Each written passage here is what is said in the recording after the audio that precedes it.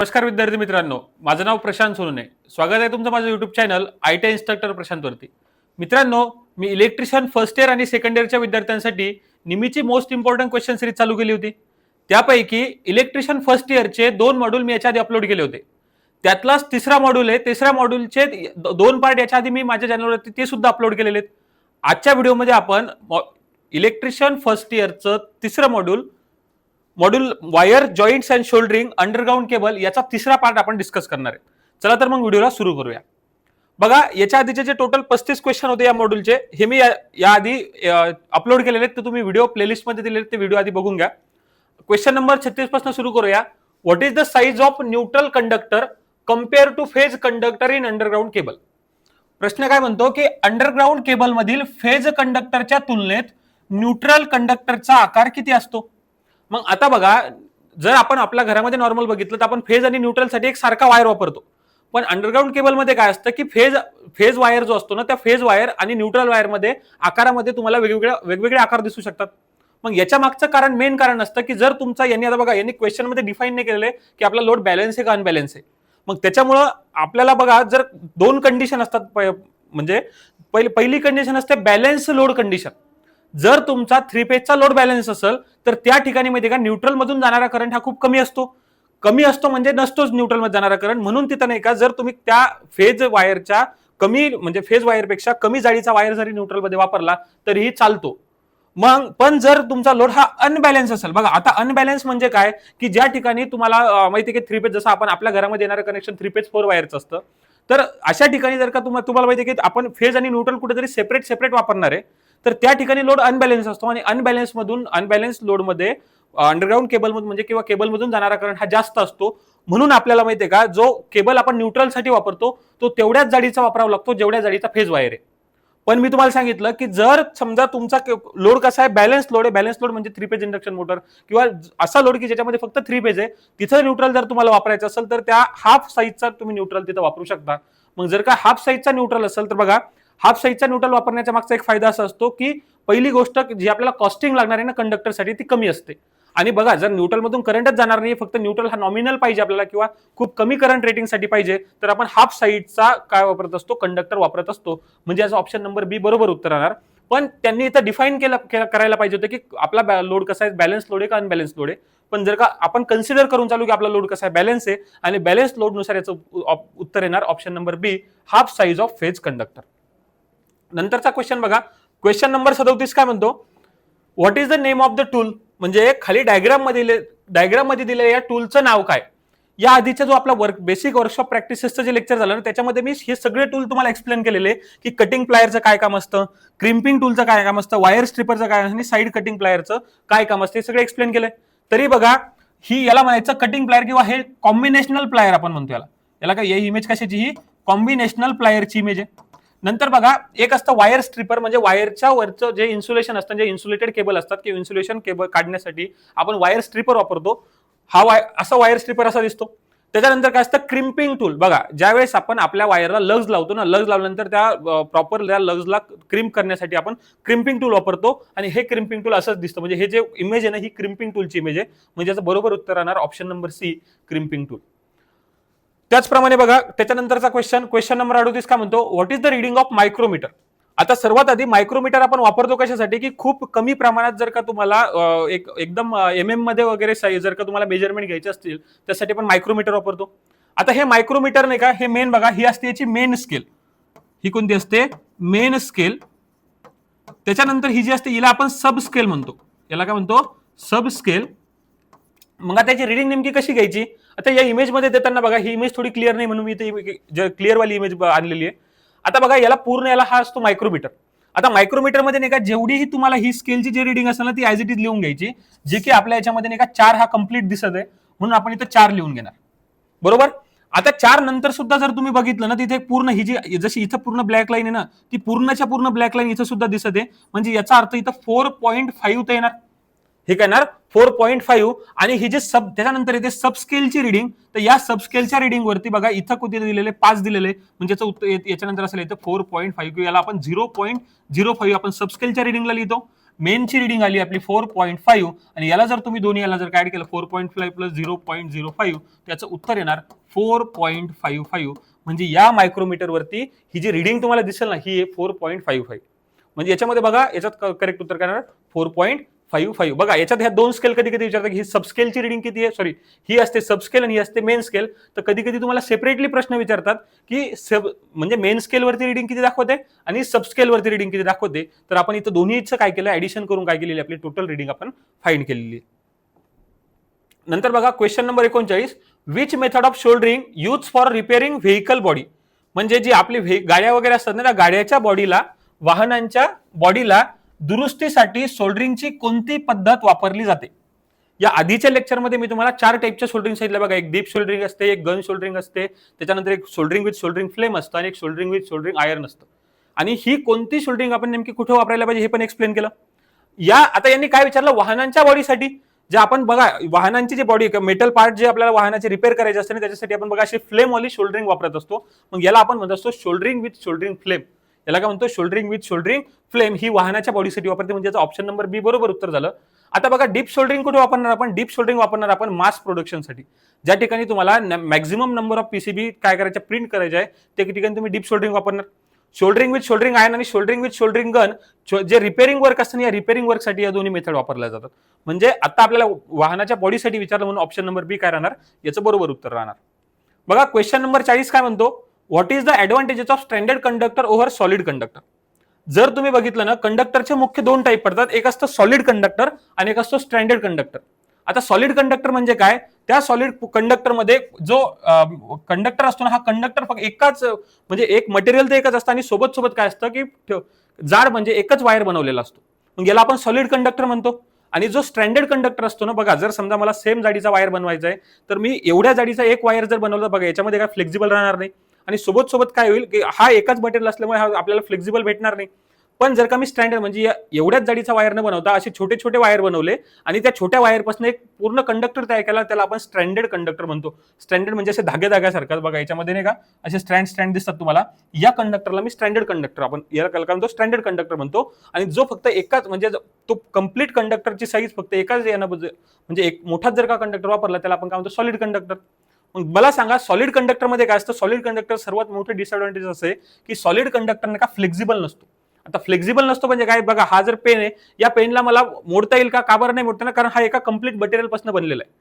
जर मी याला number of strand करून जर काय याला बनवलं असतं तर मला हा फ्लेक्झिबल भेटला असता. जे की आपल्या घरामध्ये वायर असतात बघा वायरचे नंबर ऑफ स्ट्रँड्स असतात त्याच्यामध्ये, म्हणून तो वायर कसा फ्लेक्झिबल बनतो नंबर ऑफ स्ट्रँड जर का आपण वापरले तर. मग त्यांनी काय विचारलं की स्टँडर्ड कंडक्टर ओव्हर म्हणजे स्टँडर्ड कंडक्टरचा ऍडव्हान्टेजेस काय. मग मी तुम्हाला ते सांगितलं की स्टँडर्ड कंडक्टरचा ऍडव्हान्टेज काय की स्टँडर्ड कंडक्टरमध्ये काय असतो हा जास्त फ्लेक्झिबल असतो. काय असतो जास्त फ्लेक्झिबल असतो. म्हणजे ऑप्शन नंबर बी काय राहणार याचं बरोबर उत्तर राहणार.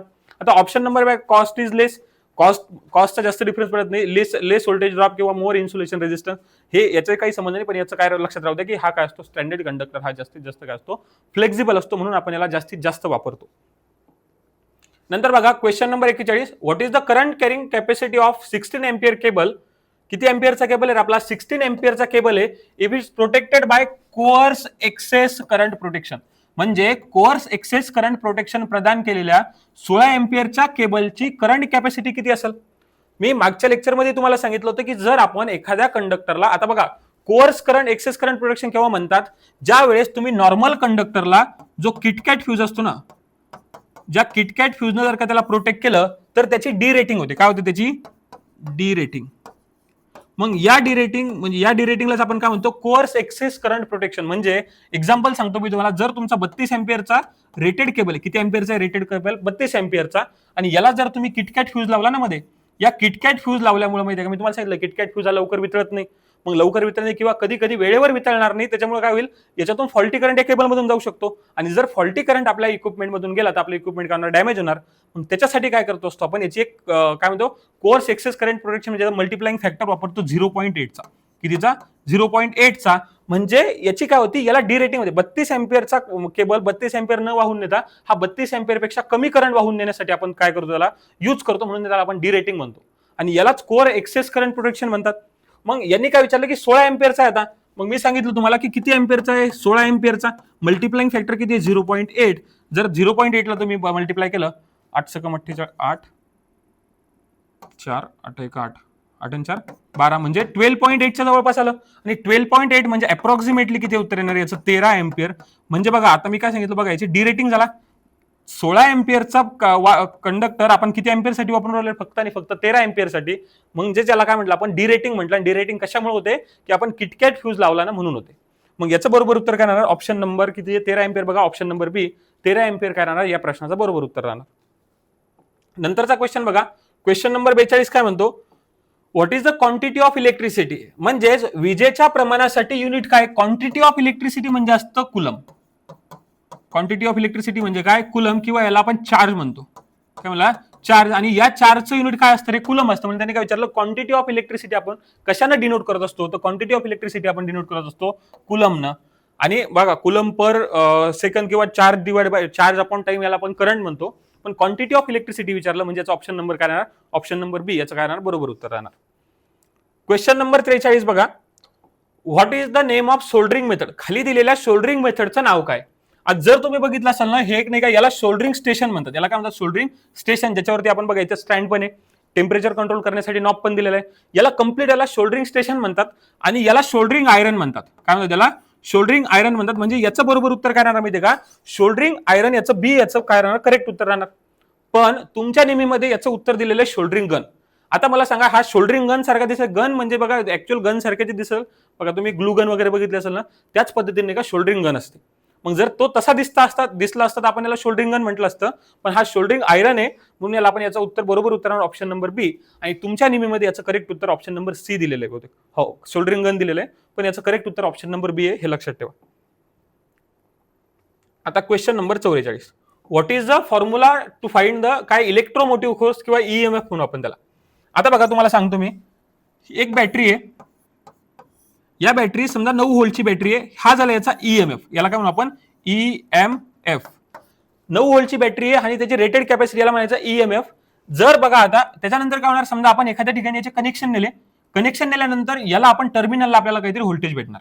काय भेटणार टर्मिनलला व्होल्टेज भेटणार. याला आपण टर्मिनल व्होल्टेज म्हणत असतो. काय म्हणतो याला टर्मिनल व्होल्टेज किंवा याला काय म्हणतो पोटेन्शियल डिफरन्स सुद्धा म्हणतो. म्हणजे या दोन पॉईंट मधला डिफरन्स याला आपण काय म्हणणार पोटेन्शियल डिफरन्स. मग हा पोटेन्शियल डिफरन्स आणि सोबत बघा जर करंट या वायर मधून गेला त्याच्यात काहीतरी स्वतःचा व्होल्टेज ड्रॉप होणार याचा. आणि हा याच्यामध्ये झालेला व्होल्टेज ड्रॉप काय असतो याला व्होल्टेज ड्रॉप. मग जर मी तुम्हाला विचारलं 9 व्होल्टची बॅटरी आहे कदाचित 1 व्होल्टचा इथे व्होल्टेज ड्रॉप झाला असेल तर मला पोटेन्शियल डिफरन्स टर्मिनलला व्होल्टेज किती भेटलं रे मला म्हणजे 8 किती भेटेल 8 व्होल्ट एवढं भेटेल कारण व्होल्टेज ड्रॉप 1 व्होल्टचा झाला.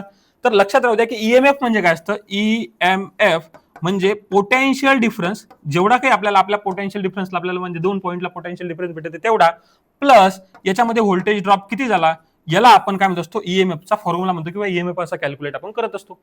ऑप्शन मध्ये काय दिलं EMF is equal to potential difference minus voltage drop का नाही potential difference plus voltage drop असेल म्हणजे ऑप्शन नंबर ए चुकलं.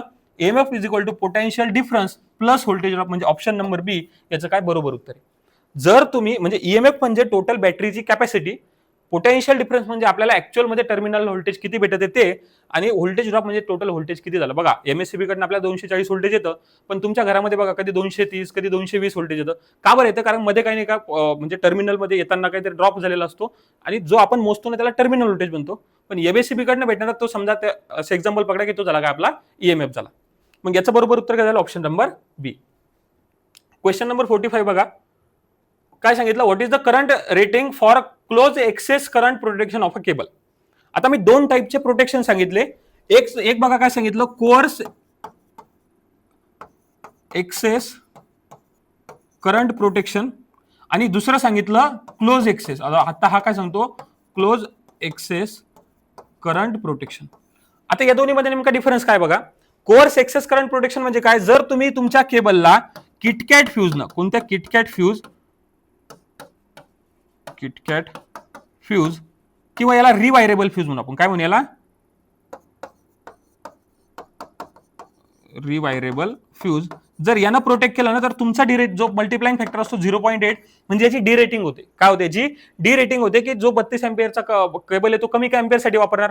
पण क्लोज एक्सेस करंट प्रोटेक्शन म्हणजे काय जर तुम्ही तुमच्या केबलला एमसीबी असते ना एमसीबी जर तुम्ही तुमच्या केबलला एमसीबी न प्रोटेक्ट केलं म्हणजे प्रोटेक्शन वाढलं आणि प्रोटेक्शन वाढलं म्हणजे तुम्ही काय करू शकता, त्या 32 अँपिअरच्या केबलमधून तुम्ही जास्तीचा करंट सुद्धा नेऊ शकता. म्हणजे काय करू शकतो आपण, जास्तीचा करंट नेऊ शकतो. म्हणून तिथं जो मल्टिप्लाइंग फॅक्टर आपण वापरतो ना, तो असतो 1.23.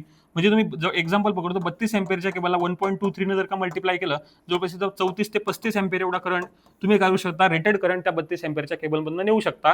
म्हणून याला आपण म्हणतो असतो क्लोज, काय याला आपण काय म्हणतो, क्लोज एक्सेस करंट प्रोटेक्शन. मग त्यांनी तेच विचारलं की क्लोज एक्सेस करंट प्रोटेक्शनचा मल्टिप्लाइंग फॅक्टर काय असतो, तर तो असतो 1.23 असतो. कशाचा असतो, क्लोज एक्सेस करंट प्रोटेक्शनचा. आणि कोर्स एक्सेस करंट प्रोटेक्शन जर का असतं त्याचं उत्तर आलं असतं 0.8. म्हणून लक्षात राहू द्या, शब्द फक्त कोर्स आणि क्लोजचा आहे. जर कोर असेल, कोर्स एक्सेस करंट प्रोटेक्शन असेल 0.8. आता इथं क्लोज एक्सेस करंट प्रोटेक्शन दिलं म्हणून उत्तर काय येणार आपलं 1.23. एमसीक्यू मध्ये विचारताना विचारतात की कोर्स एक्सेस करंट प्रोटेक्शन केव्हा, म्हणजे केव्हा होतं, तर ज्यावेळेस आपण किटकॅट फ्यूज किंवा रिवायरेबल फ्यूज वापरतो ना प्रोटेक्शनसाठी, त्यावेळेस कोर्स एक्सेस करंट प्रोटेक्शन होतं. आणि ज्यावेळेस प्रोटेक्शनसाठी आपण एमसीबी वापरतो, काय वापरतो, एमसीबी, त्यावेळेस क्लोज एक्सेस करंट प्रोटेक्शन होत असतं.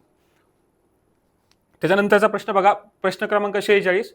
What is the disadvantages of solid conductor compare to standard conductor. त्यांचं म्हणणं की सॉलिड कंडक्टरचं, कोणता कंडक्टर आहे आपला, सॉलिड कंडक्टरचं डिसएडव्हान्टेजेस काय, कोणाच्या, कम्पेअर टू स्टँडर्ड कंडक्टरच्या.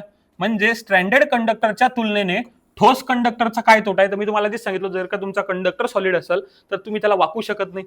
म्हणजे त्याला आपण तो लेस फ्लेक्झिबल असतो किंवा तो फ्लेक्झिबल नसतो. हाच काय असतो त्याचा मेन डिसएडव्हान्टेजेस असतो. म्हणजे घेणार लेस फ्लेक्झिबिलिटी हा काय येणार याचा डिसएडव्हान्टेज असणार. कोणाचा, सॉलिड कंडक्टरचा. आपल्या कोणाच्या तुलनेत, आपला स्टँडर्ड कंडक्टरच्या तुलनेत सॉलिड कंडक्टर हा काय असतो, लेस फ्लेक्झिबल असतो. क्वेश्चन नंबर 47 बघा. What is the name of soldering method. खाली दिलेल्या इमेजमध्ये नेमका शोल्डरिंगच्या पद्धतीचं नाव काय. जर तुम्ही बघितलं असेल ते बघा, याच्या हातामध्ये एक गन आहे आणि याला काय बघा, गन आहे आणि या गननं काय केलेलं आहे, तो शोल्डरिंग करते. म्हणजे याला काय म्हणतो आपण, शोल्डरिंग विथ शोल्डरिंग गन. आता गन सारखा दिसत आहे ना, म्हणून याला काय म्हणणार आपण, शोल्डरिंग विथ शोल्डरिंग गन. म्हणजे ऑप्शन नंबर सी याचं करणार बरोबर उत्तर राहणार. आता बघा, जर एखाद्या क्वेश्चन मध्ये काय टेम्परेचर कंट्रोल शोल्डरिंग गन देतात. आता जर टेम्परेचर कंट्रोल दिलं असतं ना, तर बघा ऍक्च्युअल मध्ये काय की इथं डिफाईन नाही आहे, इमेज मध्ये नाही का क्लिअरली दिसत नाहीये की तुम्हाला टेम्परेचर कंट्रोल करण्यासाठी नॉब वगैरे आहे का.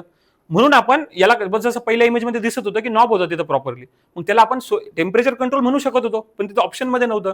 आता इथं कुठेतरी टेम्परेचर कंट्रोल करण्यासाठी काहीही दिसत नाहीये, म्हणून याचं या इमेजनुसार तात्पुरतं बरोबर उत्तर करणार शोल्डरिंग विथ शोल्डरिंग गन.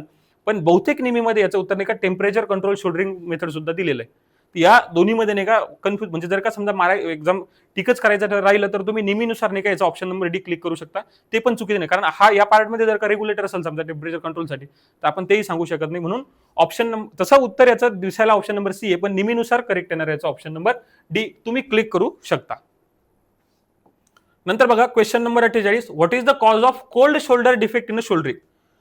म्हणजेच शोल्डरिंग मध्ये कोल्ड शोल्डर दोषाचे कारण काय असते. आता बघा काय हे केव्हा होतं, ज्यावेळेस आपण बघा आपला शोल्डरिंग आयर्न असून तो गरम करायला ठेवतो आणि तो समजा गरम म्हणजे प्रॉपरली पूर्ण गरम न होतात, जर का आपण तो म्हणजे अर्धा जरी गरम झाला आणि त्याला तुम्ही काय केलं त्याने शोल्डरिंग केली, तर काय होणार, जो तुमचा शोल्डर असतो ना तो कमी गरम होणार आणि कदाचित काय होऊ शकतं की तो त्या सरफेसवरती प्रॉपरली चिपकणार नाही. चिपकला तरी माहिती का प्रॉपरली त्याची फिनिशिंग येणार नाही. हे कशामुळे होतं की तुमचा शोल्डरिंग आयरन काय होतो, कमी हीट कमी, म्हणजे काय म्हणतात गरम कमी होतो. त्याच्यामुळे कोणता इफेक्ट होतो त्याने सांगितलं, इनसफिशियंट हिटिंगमुळे काय होत असतं.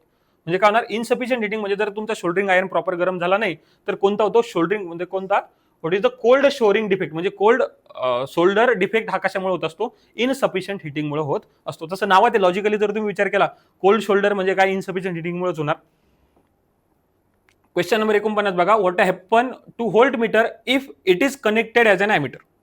आता आपल्या इलेक्ट्रिकल मध्ये सर्वात इम्पॉर्टंट दोन मीटर आहेत बघा. एक असतो ॲमीटर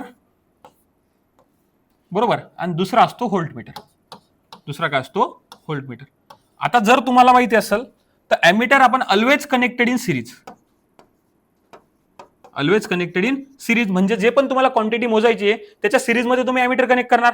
आणि जर तुम्हाला व्होल्ट मीटर मोजायचं तर volt meter always connected in parallel. बरोबर, जर म्हणजे तुम्हाला व्होल्टेज मोजायचं तुम्ही पॅरलली कनेक्ट करणार सप्लाय सोबत. मग आता लक्षात राहू द्या, हा आपल्या सिरीज म्हणजे जो पण लोड लावणार त्याच्या सिरीज मध्ये, आणि सिरीज मध्ये म्हणून याचा रेजिस्टन्स कसा ठेवतात रे, कमी ठेवतात. रेजिस्टन्स म्हणजे कमी म्हणजे खूप कमी असतो, जवळपास निग्लिजिबल रेजिस्टन्स असतो याचा. आणि याला पॅरलली कनेक्ट करायचंय, मग जर याला पॅरलली कनेक्ट केलं हा शॉर्ट सर्किट व्हायला नको, म्हणून याचा रेजिस्टन्स कसा ठेवतात, इंटरनल रेजिस्टन्स आपण त्याला म्हणतो. कोणता म्हणतो, इंटरनल रेजिस्टन्स. याचा काय असतो, खूप जास्त असतो. याचा इंटरनल रेजिस्टन्स कसा असतो, जास्त असतो. मग आता मला सांगा, त्यांनी काय सांगितलं की आपल्याला काय व्होल्टमीटर ॲमीटर सारखा जर तुम्ही कनेक्ट केला, बघा आता ही सप्लायची लाईन आहे, या सप्लायच्या लाईन सोबत ॲमीटर आपण सिरीज मध्ये कनेक्ट करतो. मग त्यांचं म्हणणं काय, जर तुम्ही हा व्होल्टमीटर उचलला आणि याला सिरीज मध्ये कनेक्ट केला सप्लाय सोबत, कशासोबत, सप्लाय सोबत सिरीज मध्ये कनेक्ट केला, बघा याचा रेजिस्टन्स कसा, इंटरनल रेजिस्टन्स जास्त आहे. मग इंटरनल रेजिस्टन्स जास्त आहे म्हणून हा शॉर्ट सर्किट होणार नाही. शॉर्ट सर्किट होणार कारण नाही, कारण याचा इंटरनल रेजिस्टन्स खूप जास्त आहे. पण याच्यात काय होणार, याचे रीडिंग बघा, मग या 2 पॉईंट मधला हा पोटेन्शियल डिफरन्स दाखवल. आणि मला सांगा, एका वायरमध्ये 2 पॉईंट मध्ये पोटेन्शियल डिफरन्स असतो का, नसतो. असला तरी तो खूप कमी असतो. म्हणजे जरी तुमच्या 240 व्होल्ट सप्लाय असेल, एकाच लाईन मध्ये फेज मध्ये कनेक्ट केल्यामुळे तो जवळपास 2-4 व्होल्ट काहीतरी सप्लाय दाखवल, रीडिंग दाखवल, पण ती काय दाखवल, खूप कमी दाखवल. म्हणजे याचं उत्तर येणार लो रीडिंग. काय उत्तर येणार, लो रीडिंग. पण लक्षात राहू द्या, जर तुम्ही हा एमिटर जसं आपल्या सप्लाय सोबत आपण व्होल्टमीटर कसा कनेक्ट करतो, पॅरलल मध्ये कनेक्ट करायला पाहिजे. पण या व्होल्टमीटरला जर समजा तुम्ही काय केलं, एमिटर असा पॅरलल मध्ये जर कनेक्ट केला, काय कनेक्ट, एमिटर पॅरलल मध्ये कनेक्ट केला, तिथं शॉर्ट सर्किट होतं. का बरं, कारण हा करंट इथून न जाता काय होणार, सगळ्याच्या सगळा करंट काय होणार, आपल्या एमिटर मधून जाणार आणि हे एमिटर काय होणार, आपला शॉर्ट सर्किट होणार. त्याच्यामुळे जर तुम्ही व्होल्टमीटर कनेक्ट केला पॅरलल म्हणजे सिरीज मध्ये, तर काही फरक पडणार नाही. पण एमिटर जर का पॅरलल मध्ये कनेक्ट केला तुम्ही, व्होल्टमीटर सारखा एमिटर कनेक्ट केला, तर तो शॉर्ट सर्किट होईल आणि हा मीटर तर जळेल, पण सोबत तुमचं लाईन सुद्धा काय होणार, शॉर्ट सर्किट होणार. म्हणजे याचा ऑप्शन नंबर काय, ए रीडिंग दाखवल, तो फक्त काय रीडिंग कमी दाखवल. Question number 50, what is the example of core excess current protection. मी आताच सांगितलं तुम्हाला की कोणतं प्रोटेक्शन आहे, कोअर एक्सेस करंट प्रोटेक्शन आहे. Cores excess current protection example काय त्याचं मी तुम्हाला सांगितलं की जर तुम्ही किटकॅट फ्यूज किंवा रिवायरेबल फ्यूज जर का वापरला ना, तर तेव्हाच कोणतं प्रोटेक्शन मिळत असतं, कोअर्स एक्सेस करंट प्रोटेक्शन. म्हणजे rewirable fuse, rewirable type fuse unit. जर तुम्ही एखाद्या केबलला रिवायरेबल फ्यूजनं जर का प्रोटेक्ट केलं, तर तो कोअर एक्सेस करंट प्रोटेक्शन होतं. जर त्याच केबलला एमसीबीनं प्रोटेक्ट केलं, तर कोणतं होणार, ते क्लोज एक्सेस करंट प्रोटेक्शन त्याचं होणार. बघा क्वेश्चन नंबर 51 काय म्हणतो, which conductor are use for a distribution line. म्हणजे आपल्या डिस्ट्रीब्युशन लाईन मध्ये कोणत्या प्रकारचा कंडक्टर वापरला जातो. ऑप्शन बघा, insulated conductor, insulated solid conductor, bare conductor आणि 2 कोअर केबल. आता पहिली गोष्ट बघा, इन्सुलेटेड कंडक्टर आपण आपल्या घरी जो केबल वापरतो ना, त्याला आपण इन्सुलेटेड कंडक्टर म्हणतो. त्याच्यानंतर इन्सुलेटेड सॉलिड कंडक्टर, तर बघा मी सांगितलं सॉलिड कंडक्टर आणि बेअर कंडक्टर कोणतं एक असतो, स्टँडर्ड कंडक्टर. तर आपल्या ट्रान्समिशन लाईन मध्ये आपण नाही का स्टँडर्ड कंडक्टर वापरतो, आणि तो स्टँडर्ड कंडक्टर इन्सुलेटेड असतो का, नाही, म्हणून त्याला आपण बेअर कंडक्टर असं म्हणतो. काय म्हणतो त्याला, बेअर कंडक्टर. म्हणजे याचं बरोबर उत्तर ऑप्शन नंबर सी, कारण बेअर कंडक्टर. बघा अशा पद्धतीने नाही का आपलं वायर जॉईंट्स आणि शोल्डरिंग अंडरग्राउंड केबलचं जे टोटल 51 प्रश्न होते, आपण हे सगळेच्या सगळे प्रश्न नाही का या शेवटच्या पार्टमध्ये आता कंप्लीट झाले. जर तुम्हाला निमीचे इलेक्ट्रिशियन फर्स्ट इयर असो किंवा सेकंड इयर असो, अशाच प्रकारचे व्हिडिओज, मॉड्यूल वाईज व्हिडिओ जर का तुम्ही बघितले नसतील याच्या आधीचे, तर माझ्या चॅनलवरती मी अपलोड केलेले आहेत. या व्हिडिओमध्ये जर तुम्हाला काही डाऊट असेल, तर तुम्ही मला कमेंटमध्ये किंवा मला इंस्टाग्रामवरती मेसेज करून विचारू शकता. आजचा व्हिडिओ इथंच संपला. धन्यवाद.